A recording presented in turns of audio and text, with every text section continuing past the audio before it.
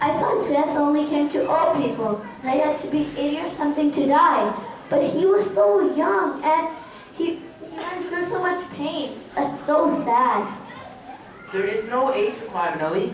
Allah says in Surah Ali Imran, verse 185, every soul shall taste death. In Surah Qasas, verse 88, everything will die and perish except the face of Allah. And you know how a person dies? Allah even described the exact moment when the soul leaves the body. It's like your breath gets caught in your throat, and then someone is holding you down and squeezing your lungs so you can't breathe. And you look for people around you to help, and that's when you realize your time is up, that you're going to leave this world. Your legs and feet begin to go numb, as life is sucked out of every cell in your body. You feel heaviness, and suddenly you can't move your own limbs. It's really intense. Read Surah Al-Qiyamah and you'll be surprised. You know, we hardly think about death unless someone dies. That's pretty low, isn't it? It's like someone had to die for us to come to our senses. And remember, this life is only temporary. We're only on earth for a little while. You know what else is ironic? That night before I died, we played video games all day. He has such a cool collection of all the latest games and music CDs. I loved when he was out here over the weekend. The night he died, he wore this nice blue shirt. His dad bought him brand new sneakers. Every time we came over, his mom used to make us mac and cheese. Everything was so perfect. We laughed and laughed till we fell from our chairs, and look, the next moment, he was dead. He was gone forever from this world, and he didn't take anything with him. All his clothes are still in his closet, but he's in the grave. And we think just chilling is the purpose of life. Be cool here, a nice gig there, that's all. No, it isn't, because none of these things will help you when you're in the grave. You just get so immersed with just toys and games and friends and food that you forget that there is even death. Day of Judgment. Worship of Allah. This is what we should do. But what do? We don't pray. We miss Salah. We don't listen to our parents. Getting the anger of Allah so much. Yeah, it's pretty useless, isn't it? Like Fahad had a soccer game tomorrow. The finals. We trained all year for that one match. We put our heart and soul in to be able to deke and pass and shoot so we could win. We plan to go for pizza after the game. We dream of becoming stars, playing in the FIFA, making it big, you know, getting trophies and awards and lots of money and buying cars and going on vacations. All those dreams died, man. We weren't realistic at all about life. We lived in a fantasy, pretending this would happen and that would happen. We forgot to live in the moment. We forgot that here and now, this very second, I need to worship Allah, do good deeds, pray and listen to my parents, be modest and speak the truth. We only plan for this life, eh? Nothing for the hereafter. We do nothing for the hereafter. What will we do then? What will Allah say when He looks at us? You know what I'm thinking right now? I'm thinking that Fahad is all alone down in his grave, 6 feet under the ground. It must be dark and he must be cold. There's no one with him, guys.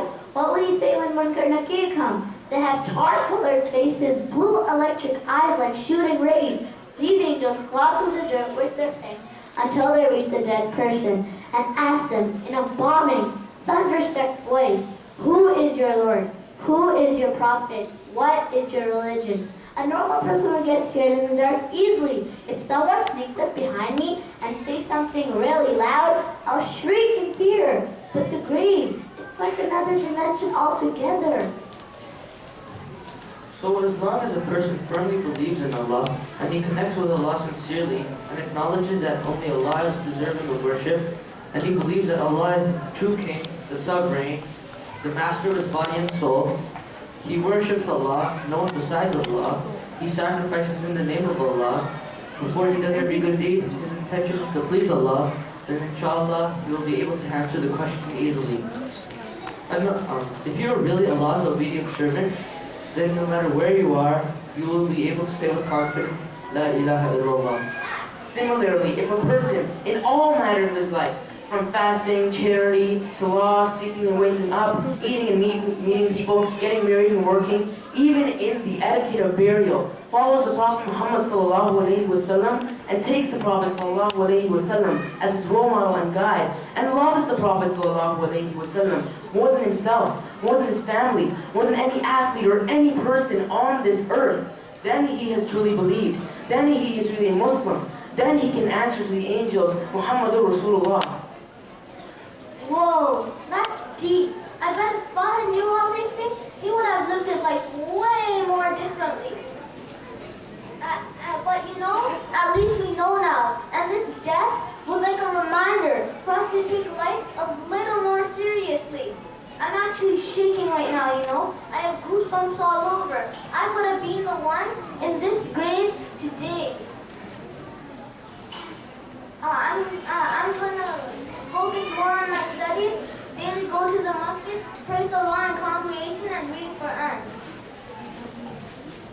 Hey, count me in. I want to go to the masjid too. It's like a second chance for us. We can still fix our mistakes, guys. I'm gonna read Qur'an. I'm gonna pray. When you're going to the masjid, can you give me a ride? Allah is our only hope, guys. I can't believe all this time we forgot about Jannah al-Firdaus. Imagine, guys, wearing the finest silk clothing and sitting on thrones made of gold and precious stones, tender meat, sweet drinks, juicy fruits, and much more. Paradise, my friends, should be our goal. We should aim for nothing else but Jannah al-Firdaus.